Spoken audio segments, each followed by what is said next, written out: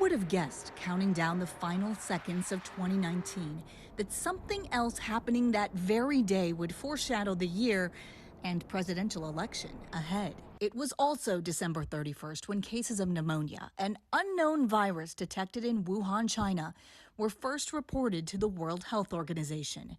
By January 30th, the WHO declared coronavirus a public health emergency of international concern. President Donald Trump said this. Everything's really under control. Fast forward 3 seasons, and one thing is clear. COVID-19 is a world public health battle and a political battle. I'm fighting to eradicate the virus, rebuild the economy, and save our country from the radical left.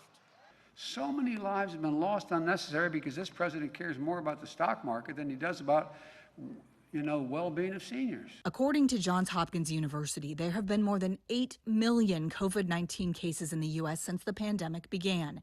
Leading experts project nearly 400,000 deaths by this February. By mid-October, about 11 million Americans were out of work.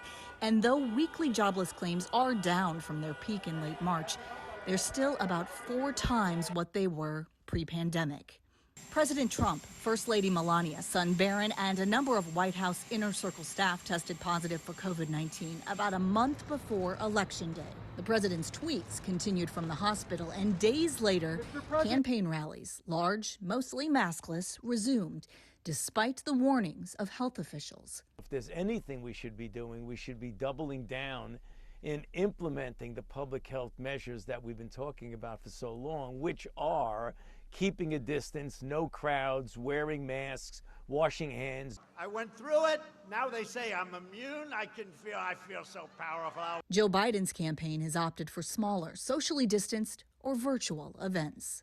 It's become painfully clear as this careless, arrogant, reckless COVID response has caused one of the worst tragedies in American history.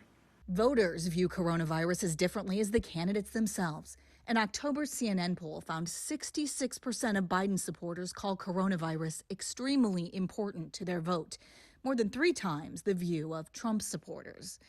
There will be no coronavirus vaccine widely available in the U.S. by Election Day, meaning the winner of November's presidential election will still have to deal with a pandemic few could have imagined just 1 year ago.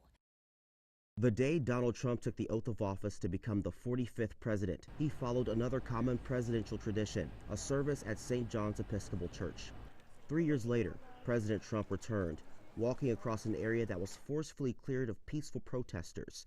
They were part of crowds who gathered nationwide day after day to protest the killing of George Floyd, a black man whose death by a white police officer kneeling on his neck was captured on video.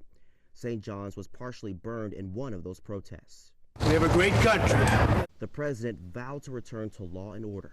In recent days, our nation has been gripped by professional anarchists, violent mobs, arsonists, looters, criminals, rioters, Antifa, and others.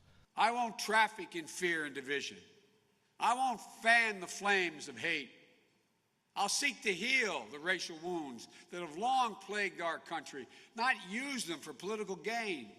Race in 2020 is a campaign issue fueled by the tragedies of George Floyd, Breonna Taylor, and Jacob Blake, among others, all black citizens who died or were injured this year in incidents with white officers. This presumption that you hear consistently from Joe Biden and Kamala Harris, that America is systemically racist.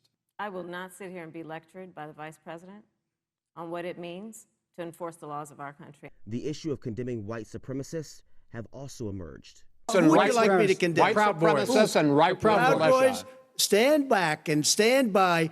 Days later, Trump said he does denounce white supremacy. Critics said it was too late. The pandemic may add another race dimension to the election. This study by APM Research Lab found Black, Latino, and Indigenous people are more than 3 times more likely to die of COVID-19 than white Americans when adjusted for age. My opponent is offering black Americans nothing but the same old, tired, empty slogans. The Biden campaign has rolled out an ad from George Floyd's sister calling Democrats, quote, the change that we need. Joe Biden reached out to the family to actually meet. He was there to listen. He was very sincere. Whoever wins in November, an Inauguration Day walk to St. John's Episcopal Church will look different.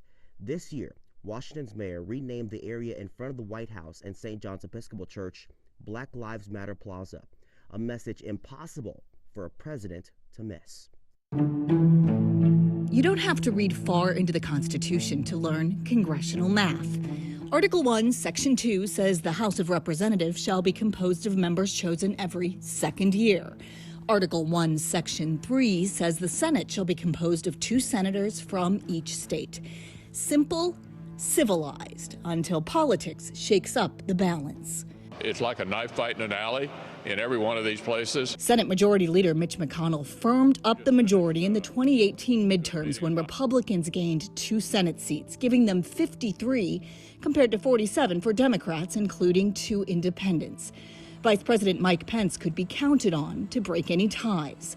This year, though, 23 Republican seats are up for election, almost double the number of Democratic seats. And there are some tight races for incumbent Republicans, including Arizona's Martha McSally, Colorado's Cory Gardner, South Carolina's Lindsey Graham, and Maine's Susan Collins. Democrats see potential to regain control of the chamber and the White House. It's an argument both sides are using with their supporters. They're doing everything they can to take the Senate away, and that means the end of conservative judges. That means the end of all these good laws. That means tax increases. That means America will be less safe. Democrats must take back the Senate. We will stay united. Democrats would need to pick up 3 seats plus the White House, in which Kamala Harris would break 50-50 ties, or pick up 4 seats for a majority if President Trump wins a second term. I just want to thank you and get out and vote. We're going to make this bigger than even 4 years ago. That's where the focus may switch to the House of Representatives, where Democrats are expected to hold on to the control they picked up in 2018. Here's where their numbers matter. Imagine if neither Trump nor Biden gets an electoral college majority by the time a new Congress is sworn in. The House decides electoral college disputes by state congressional delegations. House Speaker Nancy Pelosi says she's focused on making sure Democrats win more seats because a gain of 1 state would break a tie. There ain't no light at the tunnel for you in the House of Representatives. It's an unlikely scenario. The last one happened in 1824.